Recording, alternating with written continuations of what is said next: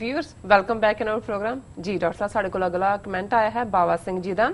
ਇਹ ਲਿਖਦੇ ਹਨ ਮੈਨੂੰ ਟੀਵੀ 84 ਬਹੁਤ ਪਸੰਦ ਹੈ। ਡਾਕਟਰ ਸਾਹਿਬ ਜੀ ਤੁਹਾਡੇ ਲਈ ਮਨ ਵਿੱਚ ਬਹੁਤ ਸਤਿਕਾਰ ਹੈ। ਸਾਡੀ ਪੀੜ੍ਹੀ ਤੁਹਾਨੂੰ ਬਹੁਤ ਪਿਆਰ ਕਰਦੀ ਹੈ ਅਤੇ ਸਾਨੂੰ ਮਾਣ ਹੈ ਤੁਹਾਡੇ ਤੇ।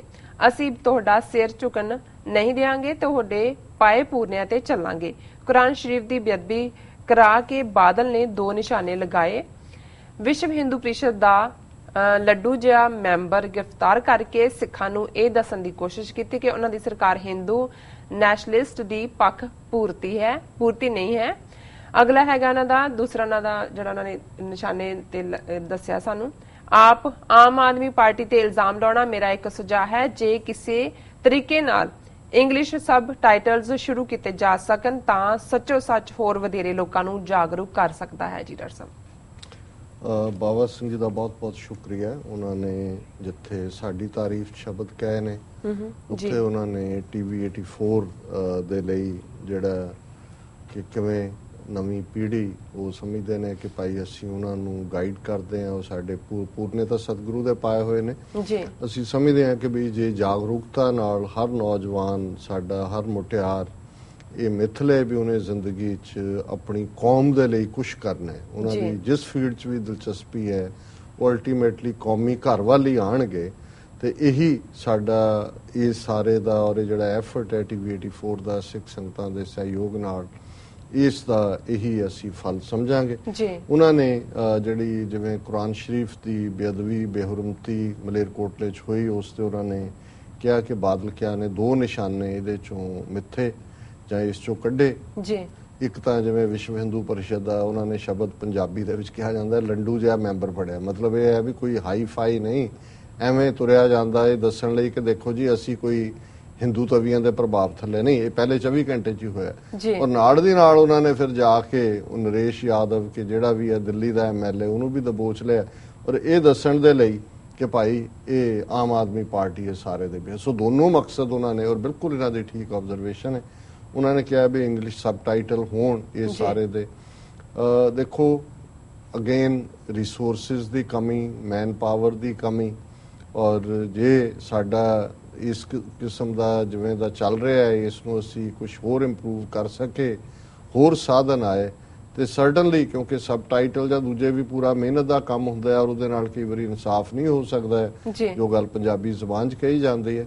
ਪਰ ਅਸੀਂ ਪੰਜਾਬੀ ਦੇ ਵਿੱਚ ਵੀ ਇੱਕ ਅੱਧਾ ਪ੍ਰੋਗਰਾਮ ਐਕਸਕਲੂਸਿਵਲੀ ਜਿਹੜਾ ਹੈ ਉਸ ਨੂੰ ਡਿਸਕਸ਼ਨ ਅਧੀਨ ਲਿਆਵਾਂਗੇ। ਸਾਰੇ ਸਾਡੇ ਸਾਹਮਣੇ ਨੇ ਨਿਸ਼ਾਨੇ, ਲੇਕਿਨ ਰਿਸੋਰਸਸ ਦੀ ਕਮੀ ਸਾਨੂੰ ਰੋਕ ਰਹੀ ਹੈ ਬਹੁਤ ਕੁਝ ਜੋ ਅਸੀਂ ਅਕੰਪਲਿਸ਼ ਕਰਨਾ ਚਾਹੁੰਦੇ ਹਾਂ। ਉਸ ਤੋਂ ਵੀਰ ਬਾਬਾ ਸਿੰਘ ਜੀ ਦਾ ਬਹੁਤ-ਬਹੁਤ ਸ਼ੁਕਰੀਆ ਉਹਨਾਂ ਨੇ ਸਾਨੂੰ ਲਿਖਿਆ। ਜੀ ਡਾਕਟਰ ਸਾਹਿਬ ਹੁਣ ਤੁਸੀਂ ਸਾਡੇ ਦਰਸ਼ਕਾਂ ਦੱਸੋ ਅੱਜ ਦਾ ਵਿਚਾਰ।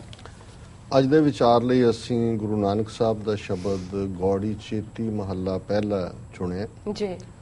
ਮੁੰਦਰਾ ਤੇ ਘਟ ਭੀਤਰ ਮੁੰਦਰਾ ਕਾਇਆ ਕੀਜੈ ਖਿੰਥਾਤਾ ਪੰਚ ਚੇਲੇ ਵਸ ਕੀਜੈ ਰਾਵਲ ਇਉ ਮਨ ਕੀਜੈ ਡੰਡਾਤਾ ਜੋਗ ਜੁਗਤ ਇਵ ਪਾਵਸਿਤਾ ਏਕ ਸ਼ਬਦ ਦੂਜਾ ਹੋਰ ਨਾਸਤ ਕੰਧ ਮੂਲ ਮਨ ਲਾਵਿਸਤਾ ਰਹਾਓ ਮੂੰਡ ਮੁੰਡਾਈਐ ਜੇ ਗੁਰ ਪਾਈਐ ਹਮ ਗੁਰ ਕੀਨੀ ਗੰਗਾਤਾ त्रिभवन तारण हार स्वामी एक न चेतस अंधाता कर पटम्ब गली मन लावस संसा मूल न जावसिता एकस चरणी जे चित लावें लब लोभ की तावस्ता जपस निरंजन रचस मना काहे बोले जोगी कपट कना रहाओ काया कमली हंस एआणा मेरी मेरी करत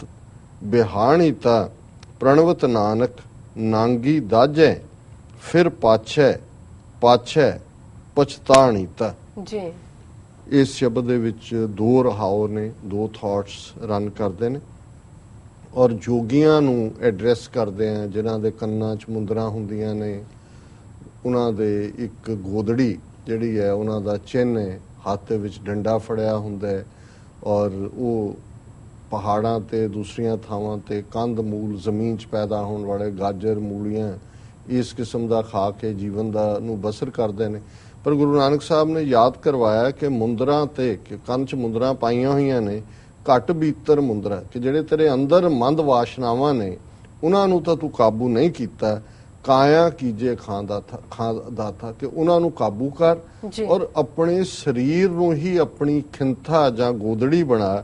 ਜਿਹੜੇ ਤੂੰ ਚੇਲੇ ਬਣਾਉਣ ਵੱਲ ਤੁਰਿਆ ਹੁੰਦਾ, ਪੰਜ ਚੇਲੇ ਵਸ ਕੀਜੇ ਰਾਵਲ, ਜਿਹੜੇ ਪੰਜ ਗਿਆਨ ਇੰਦਰੇ ਨੇ ਇਹਨਾਂ ਨੂੰ ਆਪਣੇ ਕਾਬੂ ਵਿੱਚ ਕਰ। ਇਹੋ ਮਨ ਕੀਜੈ ਡੰਡਾ ਤਾ, ਇਸ ਮਨ ਨੂੰ ਡੰਡਾ ਬਣਾ। ਜੋਗ ਜੁਗਤ ਇਵ ਪਾਵਸਤਾ, ਇੱਕ ਸ਼ਬਦ ਦੂਜਾ ਹੋਰ ਨਾਸਤ, ਕੰਧ ਮੂਲ ਮਨ ਲਾਵਸਤਾ। ਕਿ ਜੇ ਤੂੰ ਇਵੇਂ ਕਰੇਗਾ, ਆਪਣੇ ਅੰਦਰ ਦੀਆਂ ਵਾਸਨਾਵਾਂ ਨੂੰ ਮਾਰੇਗਾ, ਸਰੀਰ ਨੂੰ ਗੋਦੜੀ ਬਣਾਏਗਾ, ਆਪਣੇ ਪੰਜ ਗਿਆਨ ਇੰਦਰੀਆਂ ਨੂੰ ਕਾਬੂ ਕਰੇਗਾ, ਮਨ ਨੂੰ ਡੰਡਾ ਬਣਾਏਗਾ, ਤੇ ਫਿਰ ਤੈਨੂੰ ਜੁਗਤ ਜੀਵਨ ਜਾਤ ਜਿਹੜੀ ਆ ਉਸ ਨੂੰ ਤੂੰ ਪਾ ਲਵੇਂਗਾ।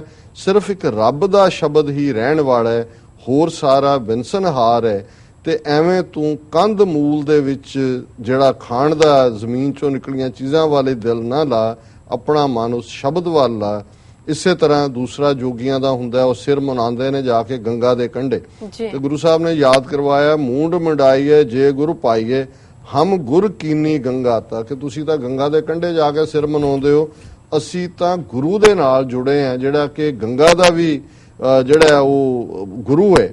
ਕਿ ਅਸੀਂ ਤ੍ਰਿਭਵਨ ਤਾਰਨ ਹਾਰ ਸੁਆਮੀ, ਉਹ ਕਿਹੜਾ ਗੁਰੂ ਹੈ ਗੰਗਾ ਦਾ? ਤ੍ਰਿਭਵਨ ਤਾਰਨ, ਤਿੰਨਾਂ ਭਵਨਾਂ ਦਾ ਮਾਲਕ, ਤਿੰਨ ਲੋਕਾਂ ਦਾ ਮਾਲਕ। ਇੱਕ ਨਾ ਚੇਤਸ ਅੰਧਾ ਤਾ, ਉਹ ਅੰਨੇ ਜੋਗੀ, ਤੈਨੂੰ ਉਹ ਇੱਕ ਗੁਰੂ ਨਜ਼ਰ ਨਹੀਂ ਆਉਂਦਾ ਔਰ ਤੂੰ ਸਿਰ ਮੁਨਾ ਕੇ ਜਿਹੜਾ ਗੰਗਾ ਦੇ ਕੰਢੇ ਸਮਝਦਾ ਵੀ ਤੈਨੂੰ ਜੋਗ ਮਿਲ ਗਿਆ। ਕਰ ਪਟੰਬ ਗੱਲੀ ਮਨ ਲਾਵਸ, ਪਟੰਬ ਕਹਿੰਦੇ ਨੇ ਠੱਗੀ ਨੂੰ, ਕਿ ਤੂੰ ਠੱਗੀਆਂ ਮਾਰਦਾ, ਗੱਲਾਂ ਦੇ ਨਾਲ ਲੋਕਾਂ ਦੇ ਦਿਲ ਜਿੱਤਦਾ। ਸੰਸਾ ਮੂਲ ਨਾ ਜਾਵਸਤਾ, ਤੇਰੇ ਅੰਦਰੋਂ ਜਿਹੜਾ ਭਰਮ ਹੈ ਉਹ ਤਾਂ ਖਤਮ ਨਹੀਂ ਹੋਇਆ। ਇਕਸ ਚਰਣੀ ਜੇ ਚਿਤ ਲਾਵੇ, ਲੱਭ ਲੋਭ ਕੀ ਧਾਵਸਤਾ। ਕਿ ਜੇ ਤੂੰ ਇੱਕ ਵਾਹਿਗੁਰੂ ਦੇ ਚਰਨਾਂ ਦੇ ਨਾਲ ਚਿਤ ਲਾ ਲਵੇਂ ਤੇ ਫਿਰ ਤੇਰਾ ਮਨ ਲੱਭ ਲੋਭ ਵੱਲ ਨਹੀਂ ਭੱਜੇਗਾ। ਜਪਸ ਨਿਰੰਜਨ ਰਚਸ ਮਨਾ, ਕਾਹੇ ਬੋਲੇ ਜੋਗੀ ਕਪਟ ਕਨਾ। ਹੇ ਜੋਗੀ, ਝੂਠ ਕਪਟ ਕਿਉਂ ਕਰਦੇ? ਉਸ ਨਿਰੰਕਾਰ ਨੂੰ ਜਿਹੜਾ ਹਰ ਥਾਂ ਰਚਿਆ ਹੋਇਆ ਉਸ ਨੂੰ ਯਾਦ ਕਰ।